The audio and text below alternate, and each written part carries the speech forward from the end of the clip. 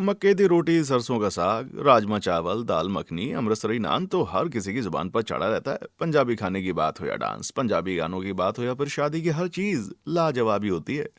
आज हम देखने वाले हैं पंजाबियों की शादी को। जैसे मुस्लिम में निकाह होता है, हिंदुओं में फेरे, पूजा वगैरह की जाती है। ऐसे ही पंजाबी कल्चर में कौन कौन सी रस्में होती हैं? क्या यहाँ भी जूता चुराई होती है? लाल चूड़े को क्यों ढककर रखा जाता है? चलिए जानते हैं। नंबर 1, रोका सेरेमनी। सबसे पहले जब लड़के और लड़की वालों को अपने बच्चे का रिश्ता मंजूर हो जाता है, तो लड़की वाले अपने कुछ करीबी लोगों को लेकर लड़के वालों के घर जाते हैं। लेकिन लड़की नहीं जाती। लड़की वाले लड़के वालों के लिए कुछ कपड़े, फल वगैरह लेकर आते हैं और फिर लड़के के हाथ या पैसे या सिक्का रखकर उसे अपनी लड़की के लिए रोक लेते हैं। अब ये लड़का हमारा हुआ। Number 2, Thaka ceremony. वैसे तो रोका और ठाका सेरेमनी एक ही होती है, लेकिन फर्क इतना है कि रोके में लड़की वाले लड़के के घर जाते हैं, लेकिन ठाका सेरेमनी में लड़के की फैमिली लड़की के घर आकर उसे पक्का करती है। नंबर 3, रिंग सेरेमनी या सगाई। रोके के बाद अब दोनों को ऑफिशियली एक दूसरे को अनाउंस कर दिया जाता है, जिसमें दोनों फैमिली शामिल होती हैं और साथ ही कुछ गेस्ट भी होते हैं। इन सभी के सामने लड़का लड़की एक दूसरे को रिंग पहनाते हैं। रिंग सेरेमनी में ही लड़की की सास यानी लड़के की माँ लड़की को एक फुलकारी देती है, जो कि बहुत ही जरूरी मानी जाती है। Number 4, pre wedding shoot. आजकल प्री वेडिंग का शौक हर किसी को है और पंजाबियों को तो खासकर फॉलो किया जाता है। इसमें लड़का और लड़की शादी से पहले ट्रेडिशनल लुक में खास जगहों पर अपना फोटोशूट करवाते हैं, जो कि उनकी जिंदगी के सबसे खूबसूरत और यादगार पलों में से एक होते हैं। नंबर 5, शाही चिट्ठी भेजना। शाही चिट्ठी दोनों ही फैमिलीज की तरफ से एक दूसरे को दी जाती है। सबसे पहले जब कार्ड प्रिंट होते हैं, उसके बाद लड़के वाले लड़की के घर जाकर उन्हें कार्ड देकर इनवाइट करते हैं। फिर लड़की वाले लड़के के घर जाकर उसकी फैमिली को इनवाइट करते हैं। ये एक तरह का कार्ड एक्सचेंज होता है और इसी को शाही चिट्ठी कहा जाता है। Number 6, shopping. लड़कियों की जान शॉपिंग की शादी का अहम हिस्सा होती है, लेकिन यहाँ भी थोड़ा सा ट्विस्ट देखने को मिलता है। जब पंजाबियों में शॉपिंग शुरू होती है, तो वो सबसे पहले एक रुमाला साहिब खरीदते हैं, जैसे दूल्हा दुल्हन शादी के वक्त ओढ़कर भगवान के सामने मत्था टेकते हैं, और इसे हर पंजाबी द्वारा फॉलो किया जाता है। इसे खरीदने के बाद ही दोनों फैमिली शॉपिंग की शुरुआत करती हैं और जो भी दूल्हा या दुल्हन के लिए खरीदना होता है खरीदते हैं। Number 7, bangle ceremony. शादी से 4-5 दिन पहले बैंगल सेरेमनी रखी जाती है, जिसमें लड़की को जो दोस्त वगैरह होती है ना, वो सब अपनी दोस्त को चूड़ियां पहनाती हैं। रंग बिरंगी चूड़ियां पहनाते वक्त काफी इंजॉयमेंट होता है और इसे अच्छे से पूरा किया जाता है। नंबर 8, तेल लगाना।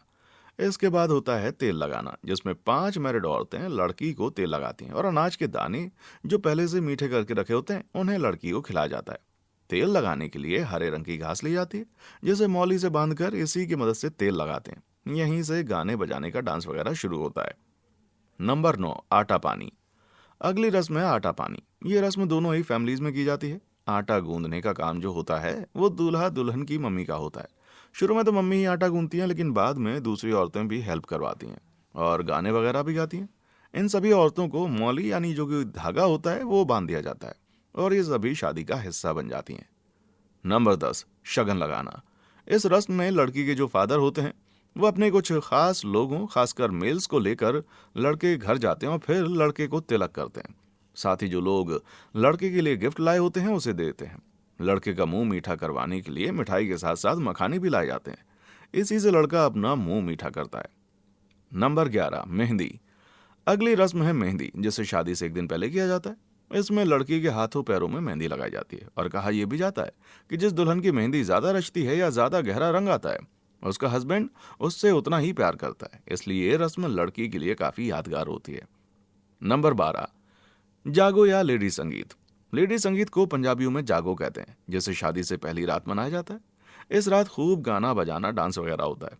इसी रात एक पीतल के घड़े यानी इस टाइप के बर्तन पर आटे के दिए बनाकर उसमें घी डालकर इनको जलाया जाता है। ये काफी पुरानी रस्म है जो आज भी आपको देखने को मिल जाएगी। ये फंक्शन सिर्फ लड़की वाले के घर ही नहीं होता, बल्कि शादी के एक दिन पहले ये रात को लड़के के घर वालों के द्वारा मनाया जाता है। ये जो घड़ा होता है उसे मामी उठाती हैं और फिर नानी और दादी भी फैमिली के बीच हंसी मजाक में मुकाबला करती हैं। खूब इंजॉयमेंट होता है। नंबर 13, वटना। अब आ गया शादी वाला दिन, जिसकी सबसे पहली रस्म होती है वटना। ये दोनों ही फैमिलीज में की जाती है। इस रस्म में आटे का दिया बनाकर उसमें घी रखा जाता है और फिर जब ये दिया जलता है तो लड़का और लड़की को अपने घरों में इनके सामने बैठाया जाता है।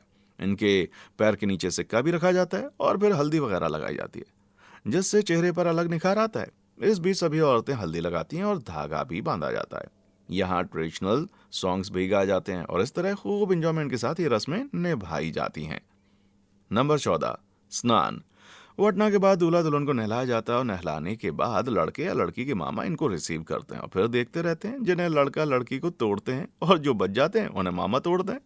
इसके बाद मामा जो होते हैं वो दूल्हा दुल्हन को शगुन देते हैं, फिर चाहे वो पैसे का हो या तोहफा हो। इसमें 4 लड्डू दिए जाते हैं और गुड़ से दूल्हा दुल्हन का मुंह मीठा करवाया जाता है। नंबर 5, सेहरा बांधना। लड़के के घर पर लड़के के सेहरा बांधने की रस्म होती है। फिर दूल्हे को तैयार करके कलगी लगाई जाती है, जिसे शान का प्रतीक माना जाता है। दूल्हे को सेहरा बांधने का काम होता है दूल्हे की बहन का। नंबर 16, चूड़ा चढ़ाना।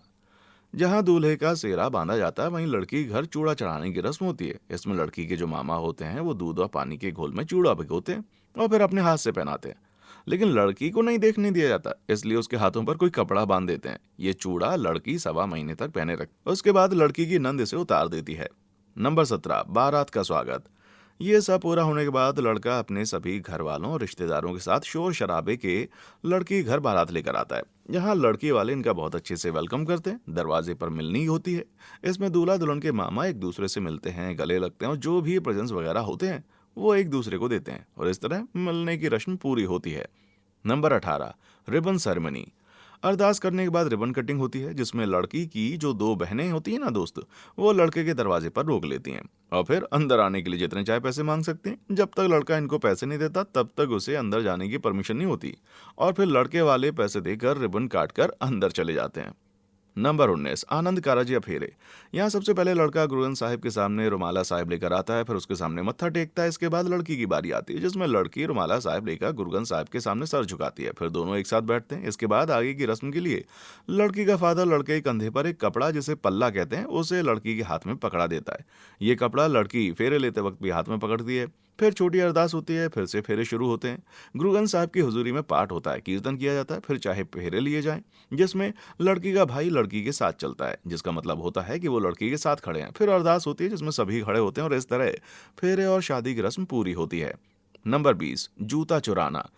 फेरों के दौरान ही लड़की की जो बहनें फ्रेंड्स होती हैं वो लड़के का जूता चुरा लेती हैं। फिर कंप्लीट होने के बाद दूल्हे से पैसे मांगती हैं और लड़का पैसे देकर अपने जूते वापस ले लेता है। इस बीच काफी मस्ती मजाक होता है और खूब एंजॉय होता है। Number 21, kalire shake.